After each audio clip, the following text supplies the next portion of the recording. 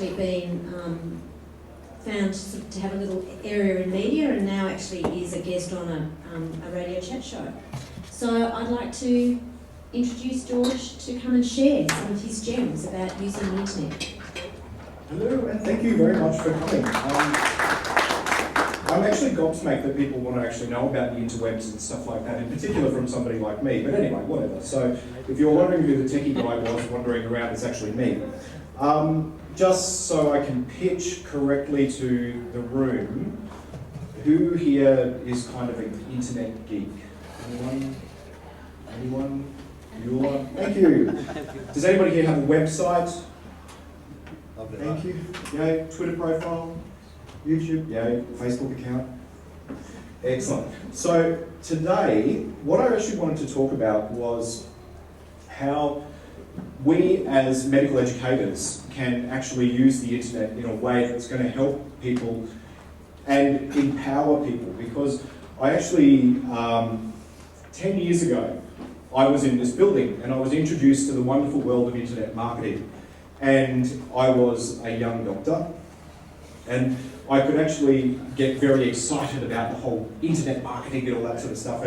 And from here, I could now see the value that you can give to your patients. And one of my mentors said to me that the key to wealth, and not necessarily monetary wealth, wealth as a person, is how many people you can help. So if you were to think of somebody like Professor John Murtagh, he helps a lot of people. He is a fantastic orator, speaks to so many people, but he also happens to have one extra thing, which is his textbook.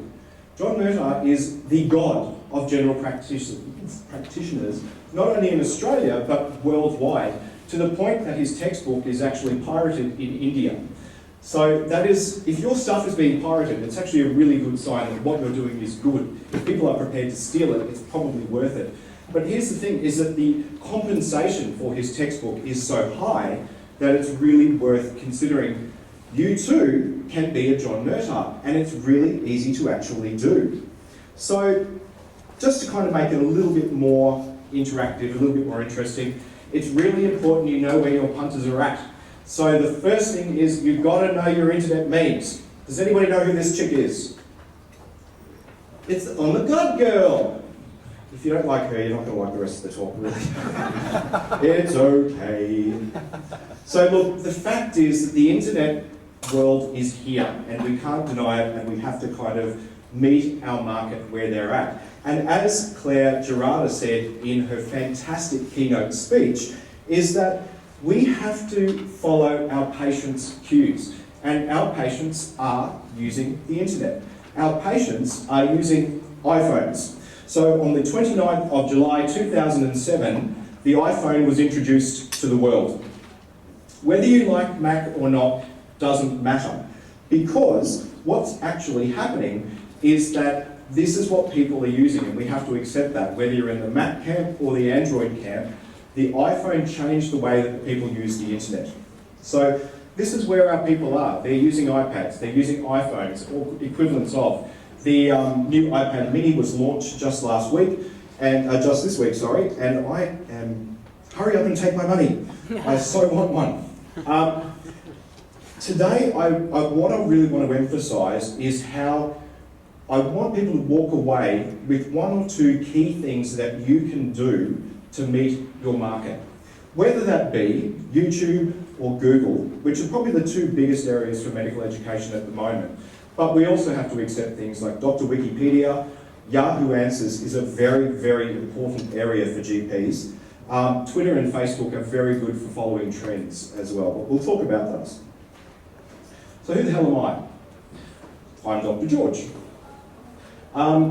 So what I've actually done is that I've always been a bit of a geek, and I've actually adopted a large population of men.